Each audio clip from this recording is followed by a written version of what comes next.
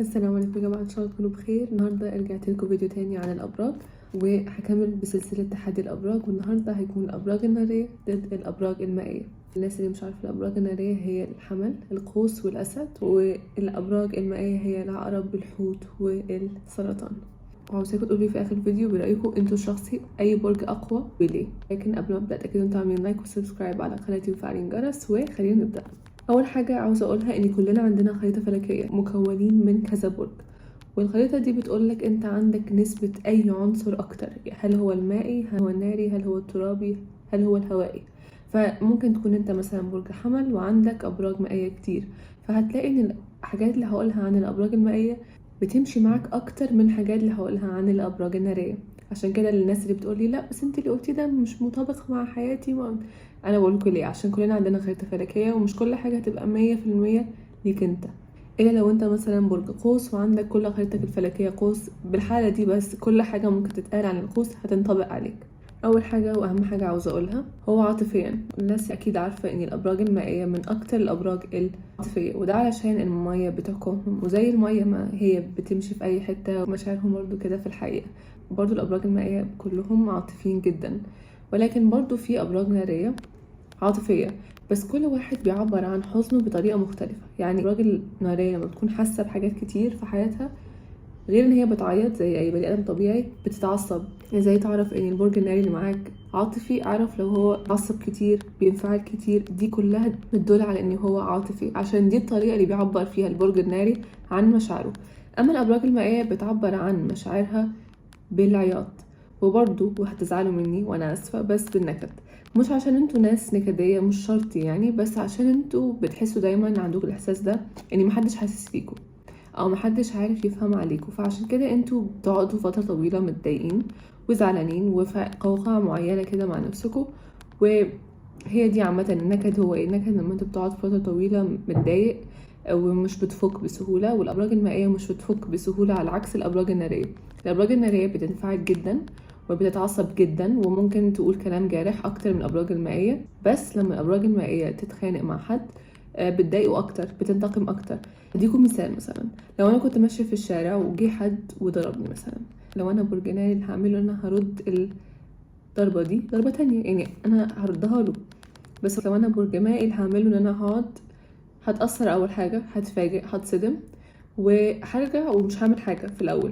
بس هرجع هعمل خطه كده طويله جدا ازاي انا هنتقم من الشخص ده، بس من غير ما هو يحس ومن غير ما هو يعرف. ومن يوم من الايام هتلاقي هو ماشي لوحده وحد جه ضربه. عندها برود في الانتقام اكتر من الابراج الناريه، اللي هي بتحب اكتر ان هي لما تاخد حقها تاخد حقها في نفس الثانيه وخلاص الموضوع ينتهي، بس تحط كل القوه اللي عندها في الموضوع. يعني كل حاجه كده، كل الغضب اللي جواه يقوم رازع الشخص ده في نفس الثانيه. على عكس الابراج المائيه اللي بتقعد على هداوه، زي ما بيقولوا الطبخ على نار هاديه. وهتلاقي ان مشاعر الابراج المائيه زي الناريه، يعني قوه المشاعر اللي موجوده عنده نفس القوة اللي عند الأبراج النارية. ولو هنتكلم عن الأذى، هنلاقي إن الأبراج المائية أصعب إن هي تنسى الحاجات اللي أنت بتعملها معاها عن الأبراج النارية.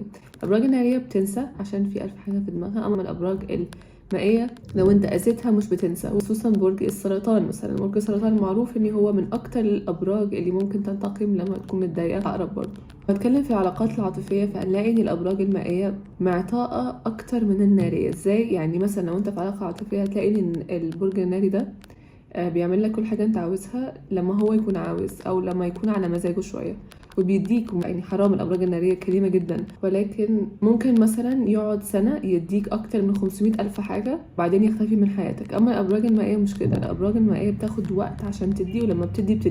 هو تاني لازم دايما تراجعوا الخطة الفلكية بتاعتكم، عشان ممكن مثلا تكون انت برج مائي بس انت مش معطاء مثلا، فهتلاقي ان انت عندك في الخطة الفلكية حاجات بتدل على انك كده، والعكس صحيح.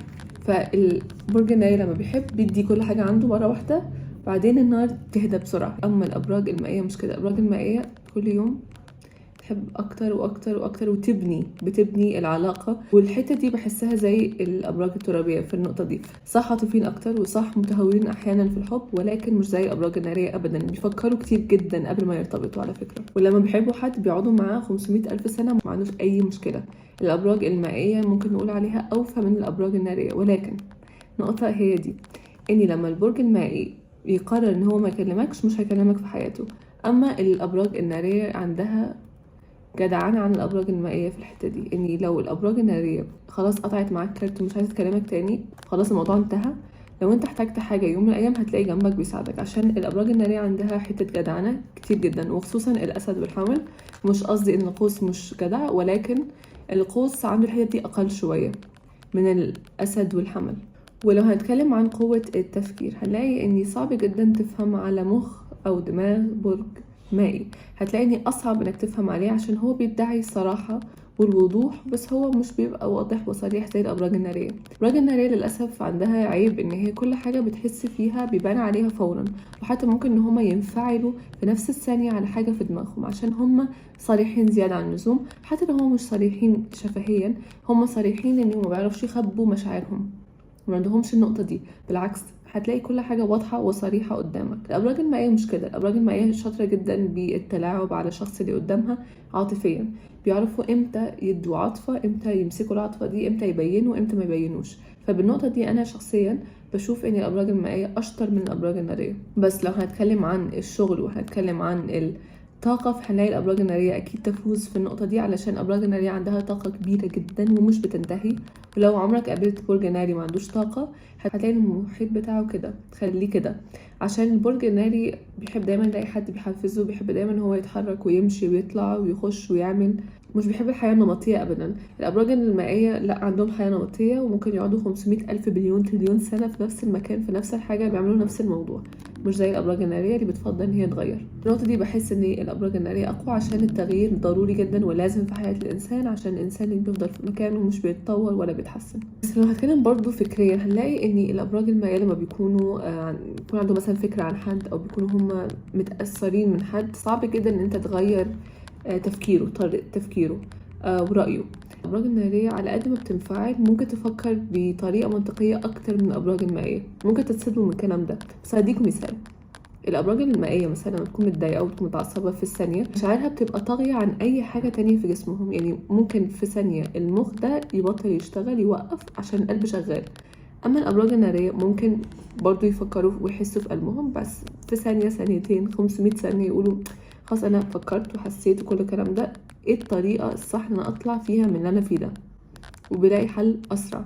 عشان الابراج النارية سرعة البديهة عندها اقوى بكتير من الابراج المائية، ودي حاجة معروفة. عشان البرج المائي من كتر ما بيحس احيانا الاحساس بتاعه ممكن يشوش طريقة تفكيره كده. لو تعرف مثلا حد برج مائي بس عنده بخيرته الفلكية ابراج كتير ترابية، هتلاقي ان هو لا، اهدى مثلا، بيفكر اكتر مما بيحس، عقلاني اكتر. بس مثلا لقيت برج مائي عنده ابراج كتير ناريه في خريطته الفلكيه، هتلاقي ان هو مجنون، مش بيعرف يخبي مشاعره ابدا، وعاطفي زياده عن اللزوم، وحساس زياده عن اللزوم.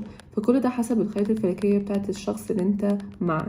لو هتكلم روحانيا، ودي حاجه ممكن تصدم ناس كتير، الابراج المائيه والناريه عندهم روحانيه عاليه جدا، واعلى من الابراج الهوائيه والترابيه. الابراج المائيه ممكن تلاقيهم بيحلموا كتير في حاجات، والابراج الناريه عشان نجمهم خصوصا الحمل خفيف جدا، بتحس ان هو قادر يحس بالحاجات اللي حواليه، والاتنين بيجي لهم احساس قوي جدا قبل ما يعملوا اي حاجه. وده على فكره الدافع دايما اللي بيكون عند الابراج الناريه، بتلاقيهم مره واحده انفعلوا وعملوا حاجه، ده عشان عندهم دافع جوه كده بيكون قوي جدا، وعندهم روحانيه عاليه جدا. بس بيتاثروا اكتر من الابراج المائيه، عشان الابراج المائيه بيبقى عندهم حاجه كده، مش عارفه اشرح لكم ازاي، بس في الحته دي بيبقوا اقوى بكتير. بتحس روحهم كده ضد الحاجات دي اقوى من الابراج الناريه. وبرضو ممكن ناس تقول لا، بس من كتر ما هما طيبين بالعاده بالمجمل، يعني مش دايما، معظمهم هتلاقي نجمهم خفيف جدا وسهل ان انت تخترقهم. لو لقيت مثلا ان برج ناري مش كده، اعرف ان هو خاض حاجات كتير جدا وتعلم دروس كتير عشان يبقى انسان قاسي، عشان الابراج الناريه والمائيه مش قاسيين بالعاده. الابراج الناريه في العلاقات العاطفيه بتدخل علاقات اسرع، بتزهق بسرعة جدا، بتدي كتير بسرعة، بس لما بتشيل ايدها خلاص الموضوع انتهى. لما يقفلوا باب بيقفلوا تماما، ولكن لو انت احتجت مساعدة هتلاقيه. روحهم اخف من الابراج المائية، يعني ممكن حاجات يعدوها يمشوها، مش زي الابراج المائية اللي عندهم روحانية اقوى، عندهم كده زي حماية اقوى، مش بينسوا حاجة انت عملتها معاهم خصوصا لو كانت سلبية. عاطفيين جدا، بس عندهم ذكاء عاطفي، بيعرفوا ازاي ياخدوا الحاجة اللي هم عاوزينها من اللي قدامهم. مشاعرهم طاغية، وبيعرفوا ازاي يحبوا صح، وبيحبوا طريقة، يعني اللي هو بجد 50,000 سنة هو بيحب، ما عندوش أي مشكلة لما بيحب حد، بس لازم يكون بيحبه بجد. هتلاقي برضو ان الابراج الناريه اجتماعيين اكتر من الابراج المائيه عشان هما انطوائيين جدا، وهتلاقي ان الابراج الناريه يحبوا ان هما يجتمعوا اكتر بره البيت ويخرجوا كده اكتر من الابراج المائيه، يعني اجتماعيين اكتر. الابراج الناريه بتتعلم حاجات اسرع من الابراج المائيه، ولكن لما البرج المائي بيتعلم حاجه بتفضل في دماغه فتره طويله واطول بكتير من البرج الناري على فكره. واخر حاجه هتكلم عنها الثقه، هتلاقي ان الابراج الناريه بتدي الثقه اسرع من الابراج المائيه، وده سبب ان هما بياخدوا على قفاهم اكتر برأيي الشخصي. بس الابراج المائيه بتضحي اكتر من الابراج الناريه، عشان البرج الناري بيعرف امتى يسحب ايده، يعني بيبدا كده يحس في حاجه غلط، في حاجه مش سالكه، بيقوم ساحب ايده.